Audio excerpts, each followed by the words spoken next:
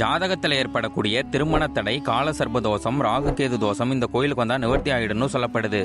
இந்த ஜாதகத்தில் ஏற்படக்கூடிய ராகு திசை, ராகு புத்தி, ராகு தோஷம், நாகதோஷம், காலசர்ப்ப தோஷம், மாங்கல்ய தோஷம், புத்திர தோஷங்கள் உடையவர்கள் ராகு பகவானை வழிபட்டு சாபம் நீங்கி வாழ்விலே பேலானந்த பெருவாழ்வை அடையக்கூடிய ஸ்தலமாகும். இங்க இருக்க ராகு பகவானுக்கு அபிஷேகத்தின் போது பால் நீல நிறமாக மாறும் அதிசய நிகழ்வு நடக்குதுங்க. இங்க சுவாமி திருமேனில ராகு கால புண்ணிய காலத்துல எவ்வளவு பசும்பால் அபிஷேகம் செய்தாலும் நீல நிறமாக மாறும். உலகத்திலேயே இங்க மட்டும்தான் ராகு பகவான் தன் இரு மனைவிகளோட பூர்ண சரீரமா காட்சியளிக்கிறாங்க. அதனாலதான் மத்த சிவாலயத்துல போய் ராகு பகவானை தரிசனம் பண்ணீங்கன்னா பாம்பு உடல் மனை தலைமா தரிசிக்கலாம்.